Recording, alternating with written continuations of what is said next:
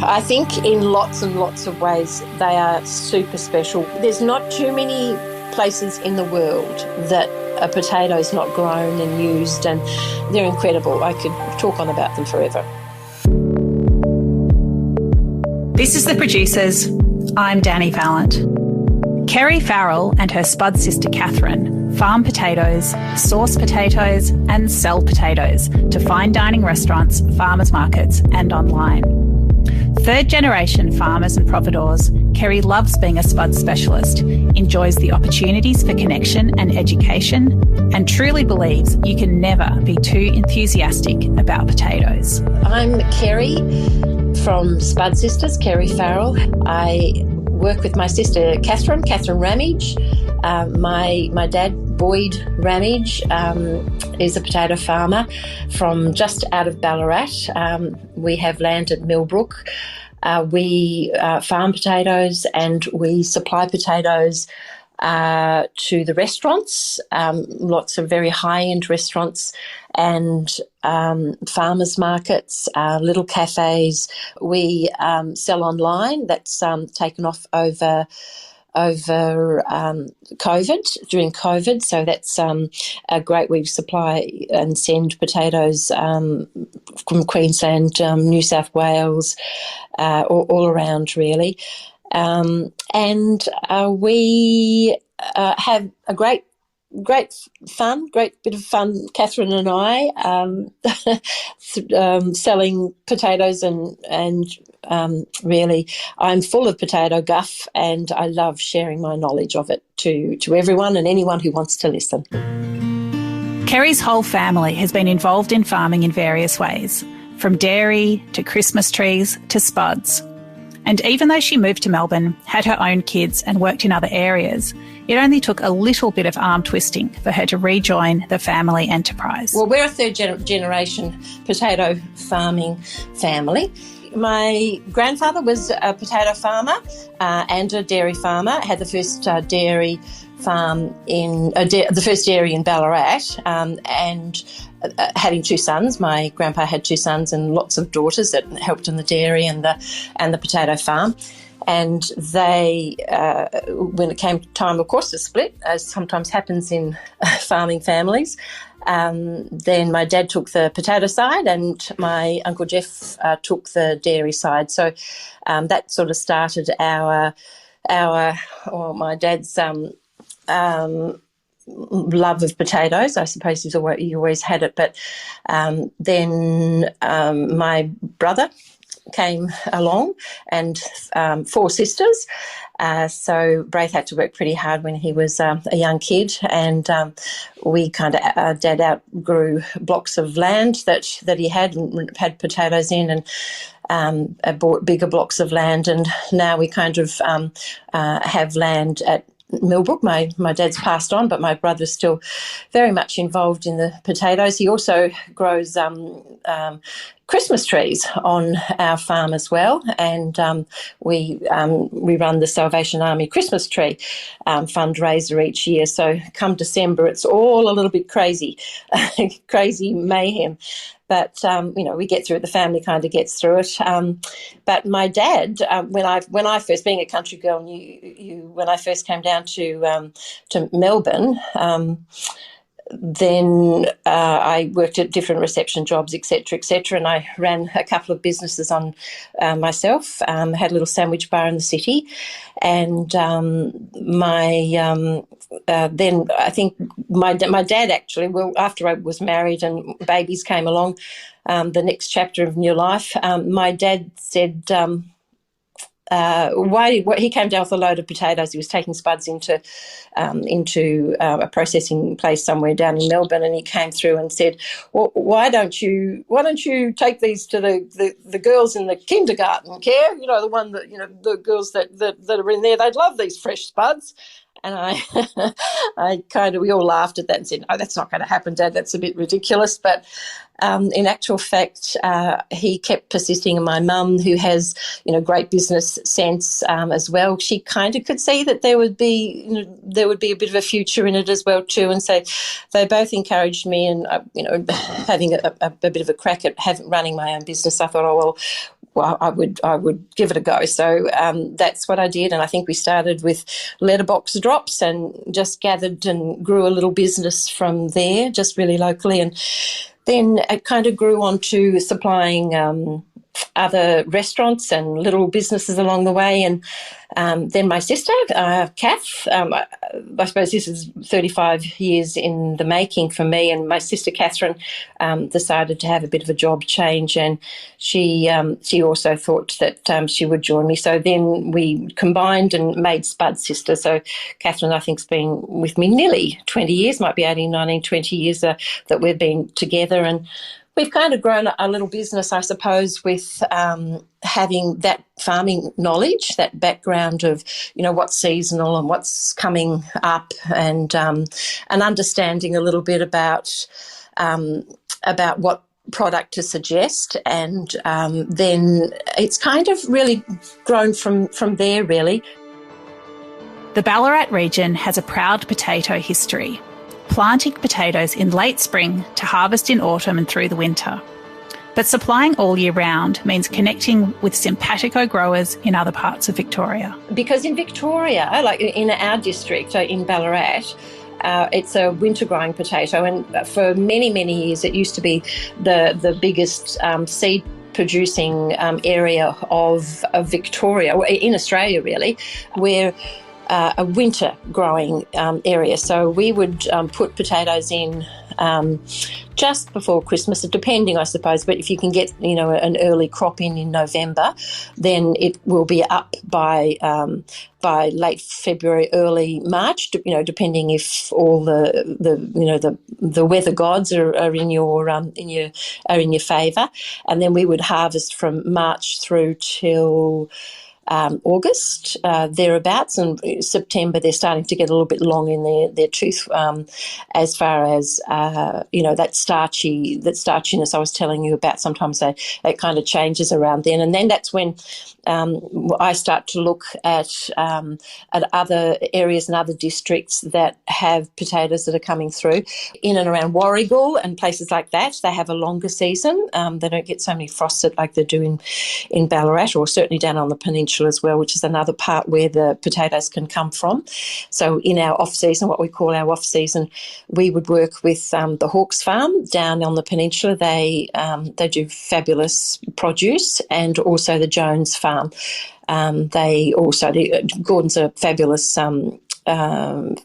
he's a great, he's a great person, but he's also a great farmer, and we kind of work in pretty well with one another. We understand how it kind of works, and we try to work in with one another.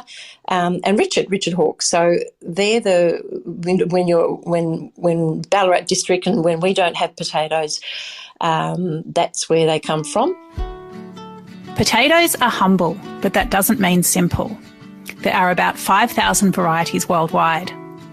Kerri is passionate about educating cooks and chefs about the essential differences between floury and waxy potatoes, and guiding her buyers towards Spud magnificence for every recipe and occasion. Potatoes are terribly complex little vegetable, and because they do change, because the variance in so many varieties between a good floury potato and a good waxy potato, there's quite a range that runs in between, but really it's only the floury potatoes that will fry and roast. The waxy ones won't do it, and they probably would handle the cool storage a bit more if you had to put them into cool storage, but floury ones don't like the cool storage. Floury potatoes are very starchy, so if on my farmers market, when at the farmers market, Catherine and I have our potatoes kind of in an order, and they go from the starchiest potato, or the driest potato that might be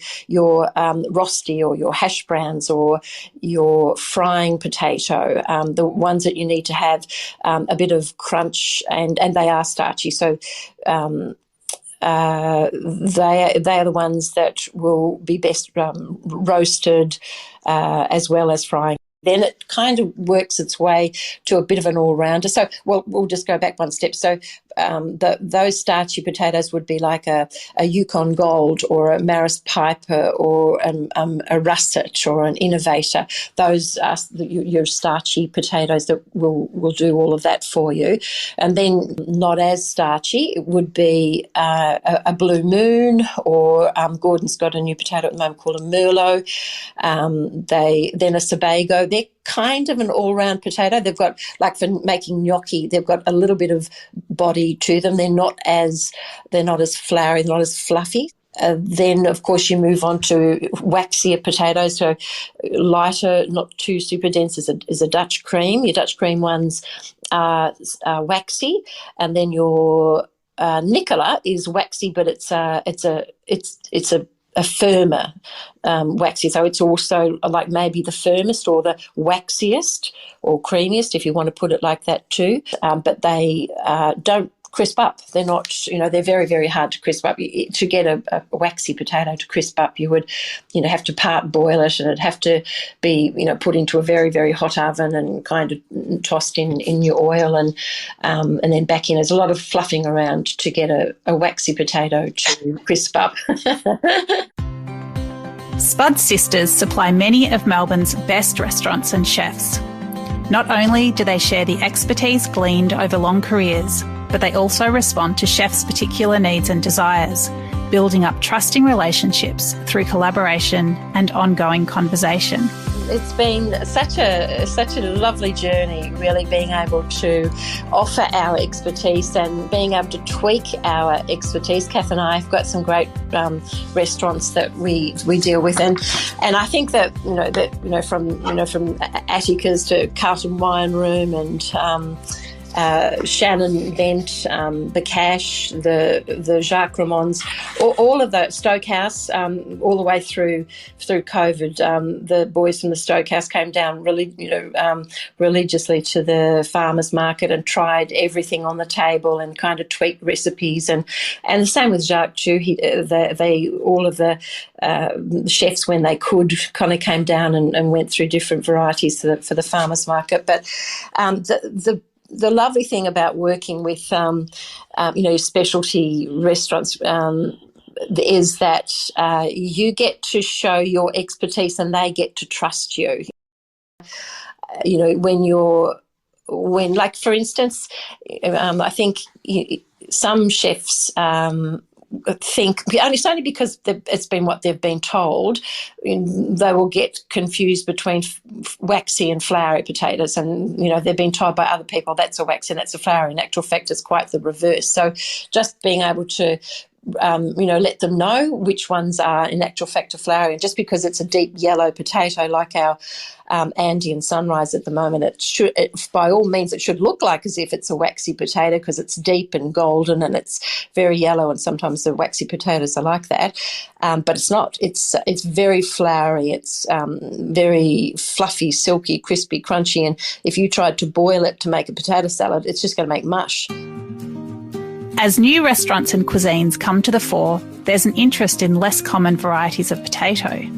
Peruvian restaurants such as Pastuso have inspired the Spud Sisters to plant exciting varieties that haven't been seen locally before. And I have a lot of Peruvian restaurants that are now showing a lot of interest in these deep coloured potatoes, and they are the Andean Sunrises originally. The seed would have originally come from the Andes, and there's a Mayan Twilight and a Peruvian Gold, quite a lot of them, like Pastuso, the new Peruvian restaurant that's in the city. They're taking a lot of different coloured potatoes, and there is a lot of Peruvian restaurants who are showing an interest in it. So that's kind of, I suppose, the next thing for Spud Sisters is to start to plant some just sort of little small crops of interesting, unique little potatoes.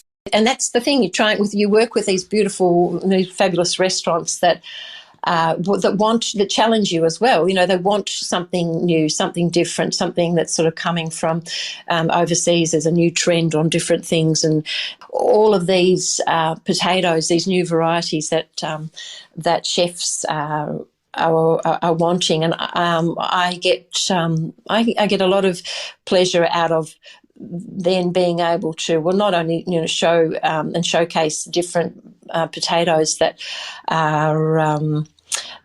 are interesting and new, but also to help to educate. It's just trying to work with what your high-level chefs need and just tweaking it and working out, what will, with the ideas that they've got, what potatoes will best suit, and then the best potatoes that will suit going forward, because, they do change in their starches, and so you've got to be one step ahead of the punch.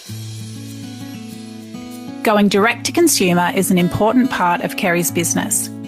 Farmers markets aren't just a source of income, they're a source of friendship and crucial feedback on how her potatoes are faring in people's kitchens. We do a lot of farmers markets, kind of down in the southern end of town, I suppose, mainly. But, a bit of a good spread of farmers markets, and we get great feedback straight away from your farmers markets customers, and that's a really great passion of mine. I really love the farmers markets. They are all the way through COVID. They were such a joy to be able to speak to people, and we've made some very good friends, long friends, through the farmers markets. And that's, you, from week to week, you get told pretty quickly what's doing the best thing in the roasting or the frying or the mashing. I will see. I will see people coming that I know. The husband's been sent out to pick up the potatoes, and he'll say to me, "Oh, Sandy's just told me to come and get potatoes. You'll know which one it is that she wants." And I do. We know which one that people will want, and we'll have them kind of sorted, and away they'll go. Or sometimes sometimes because we do an awful lot of chatting, Catherine and I and the girls, when we're at the table, sometimes I'll forget what side of the table that it was. I forget now. You told me it was a this, that, and the other. I say no, it's this one down here that you had for you had that one for you're going to make some rosti, and you made that for oh yes, that's what it was. It was the Maris piper for the rosti. Oh, they were sensational. Well, we have a lot of customers that seek us out that are from Ireland and from England, and parts Scottish, because there's not a lot of really lovely floury potatoes that you can get off the shelf or in a supermarket, and they love floury potatoes. So that's the thing that would remind them most of home is an Irish person and a floury potato. My mother-in-law was Irish, so she would say to me, "Kerri, go out and get me the flouriest potatoes that you've got, and I'll whip you up some roast potatoes." And she was just wonderful. She would roast the potatoes. So she would parboil the flouriest potatoes that I had, and then she would take them out into the night air where it was really cold, and she'd flip them, and there would be these billows of steam that would escape from the pot, and she would just make the most loveliest, crunchiest, fluffiest potatoes from some kind of little Spud whispering going on in the Irish camp, I think, somehow or another down the track, but they were just heaven. How does a potato specialist use her spuds? Kerri lets us into some Spud sister secrets and even some family controversies. I make a pretty good potato salad, really, although one of my favourite ingredients is that I used to get from the supermarket was Fountain's sweet mustard. They don't make it anymore, so I've got to kind of try and invent my own little sweet mustard, but I do make a pretty mean potato salad, and I also, there's a bit of a running challenge between my sons and I as to who can make the best roast potato. We've all kind of keep tweaking it to see who can do the better one. I think actually my son's beating me at the moment. I'm going to have to smarten my act up a little bit, but it's hard to beat roast potatoes with duck fat in them if you can kind of sneak a little bit of. But there again, see, that's a controversy, because duck fat really is a natural fat, and you really don't need a lot of it. Other oils and things that you have to sometimes add a little bit more, but you can just really just melt duck fat and just brush it over with rosemary and garlic over the top of your, your King Edwards or your Maris Pipers or beautiful Andean sunrise potatoes, and they would be I never ever have a problem with them disappearing out off the rack. There's a lot of boys that peer down the back of my oven saying, "Is there any more spuds, Mum?" Like as if the oven's eaten the spuds. No, you've just devoured 3 trays. There's no more spuds. Potatoes are a staple around the world. Why do they keep Kerri interested and passionate? I think in lots and lots of ways they are super special. There's not too many places in the world that a potato is not grown and used, and people hardly even know that they use so many potatoes. So when you ask, we don't use so many potatoes, but when you think about what they actually do and consume, potatoes is such a basic vegetable all the way throughout the world, and all the way throughout the world people have their own special little dishes, and so many of them have got potatoes in them. If you think of a heartwarming recipe that has that reminds you of something or reminds you of home, nearly all of them have got potatoes in them. There's so many nationalities of people that I've spoken to throughout my Spud sister journey that I hope one day that I get to write a recipe book of of a Russian potato salad and a German potato salad, and they've all got their own little quirks on a potato salad, and I love it. I love that it's just a little bit different, and if you lined them all up together, you'd have a book full, I'm sure of it. But potatoes are amazingly nutritious. A lot of people sort of think to themselves that they are fattening, and it's not so. It's not so. There's no fat in potatoes at all. They're highly nutritious. Their satiety rate keeps you fuller longer than pasta and rice does. It's got a very high satiety rate, and they've got the starches in the potato. Well, we're now learning how good and how valuable that starches are in your gut. So they're incredible. I could talk on about them forever. So it'd probably bore the pants off you, to be honest with you. They're nutritious, versatile, and beloved by home cooks and chefs alike. They've also enabled Kerri Farrell to stay connected to the land and her family's heritage and build rich and warm connections with keen home cooks and some of Australia's best chefs. No wonder she's so happy to be a Spud sister.